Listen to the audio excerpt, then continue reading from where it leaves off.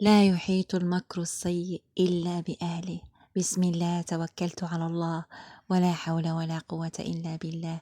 ربي اشرح لي صدري ويسر لي أمري واحلل عقدة من لساني يفقه قولي. أخواتي الطيبات الغاليات، السلام عليكم ورحمة الله وبركاته.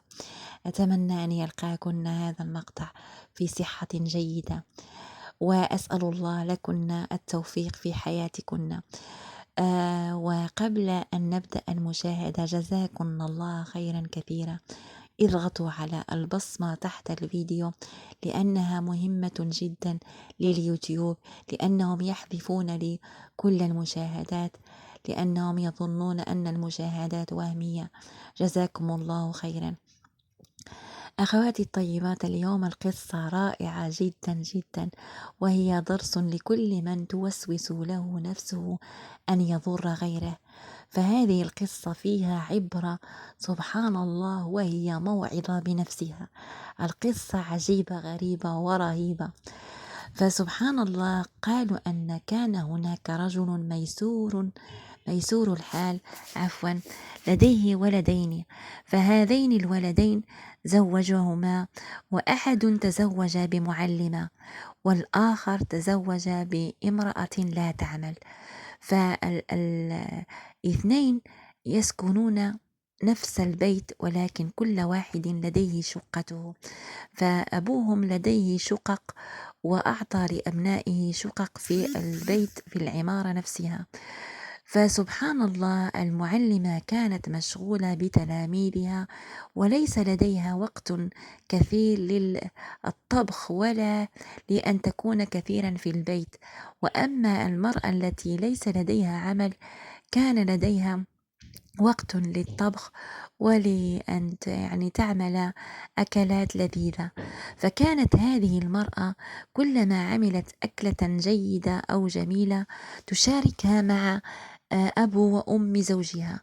فسبحان الله، هذه المرأة الطيبة كانت أحيانا أيضا تعمل أكل وتعطي لجارتها، وهي سلفتها، زوجة أخي زوجها، تعطي لبيت أخي زوجها بعضا من الأكل. فكان الزوج عندما يبدأ يأكل من ذلك الأكل الذي أعددته أخته، زوجة أخيه، فسبحان الله يشكر ويبدأ يقول الأكل لذيذ جدا وما شاء الله تبارك الرحمن. وهذه الزوجة المعلمة عندما ترى زوجها هكذا يأكل فرحة على هذا الأكل، ويثني على الأكل ويثني على من قام بهذا الأكل، بدأ الشيطان في عمله، فبدأ يوسوس لهذه المرأة، وبدأ الحسد يتسلق إلى قلبها.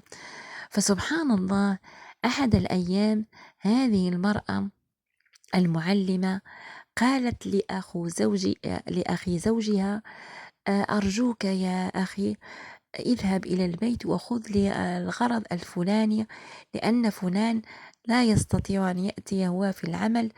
أتمنى أن تذهب وتطلب من الشغالة أن تنزل لك هذا الشيء الذي تحتاجه، وأتيني به إلى المدرسة. فاستحيا من زوجة أخيه وذهب إلى البيت، وطلب من الشغالة أن تذهب إلى شقتها وتأتي لها بالغرض الذي طلبت منه. فهذا الرجل ذهب مباشرة إلى المدرسة. عندما دخل وجد هناك معلمة، فقال: هل أنت تستطيعين أن تعطي الأمانة للسيدة فلانة؟ إنها زوجة أخي. فقالت: نعم. وأعجبت به، كان وسيما لديه أناقة. فذهبت إلى المعلمة وقالت: فلان أخو زوجك ترك لك هذا الغرض. فقالت: هو رائع جدا ووسيم. قالت لها: الرجل متزوج.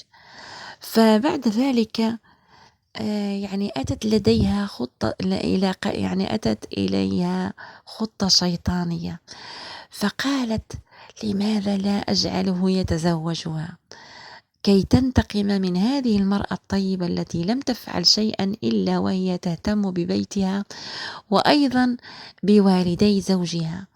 فسبحان الله، بدأت تذهب إلى البيت وتذكر هذه المعلمة لأخي زوجها وتقول له: فلانة معجبة بك كثيرا تحبك وتريد أن تتزوج بك، لماذا لا تذهب إلى أبيها لتطلبها منه؟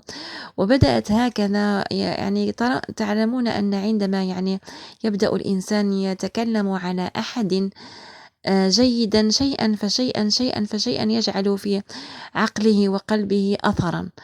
فسبحان الله، هذا الرجل قرر أن يذهب ويتزوج بهذه البنت. قالت له: الشرع يعني أعطى لك حرية أن تتزوج ب4 والأشياء هذه. فسبحان الله، هذه المرأة بعد إلحاحها على أخي زوجها أن يتزوجها دخلت إلى عقله هذه الفكرة. فسبحان الله، ذهب إلى زوجته، قال لأبيه: أنا يا أبي أريد أن تخطب لي فلانة ابنة فلان، وكان أبوها يعني عنده مكان مرموق في المجتمع، هذا الرجل أبو المعلمة. فقال لها: نعم، لي شرف أن أذهب وأخطبها لك. فبعدما كلموا الأب أنه سيأتي فلان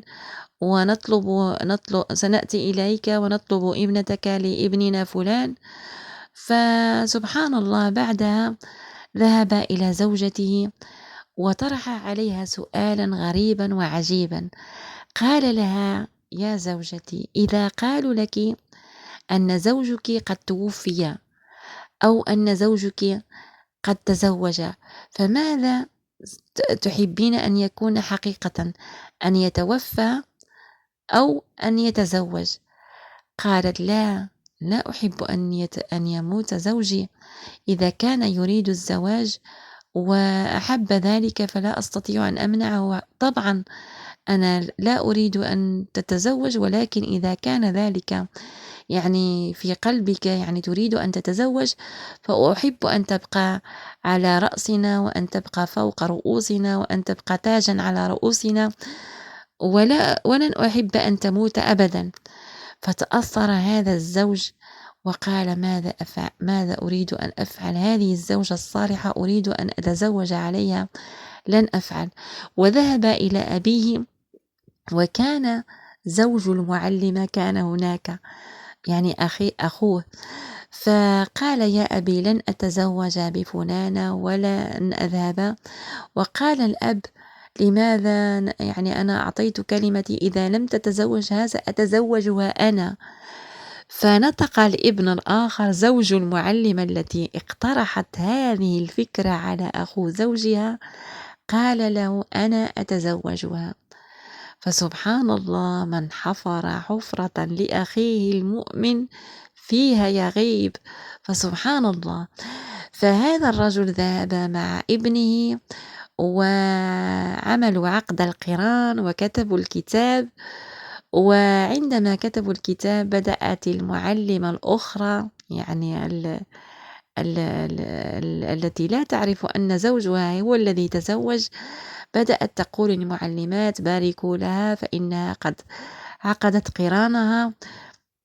وبدأت المعلمات يباركن لها ويقولن: كيف هذه يعني تبارك لزوجة زوجها؟ هذا لا يعقل، لم نرى مثل هذا أبدا. فتعجبوا.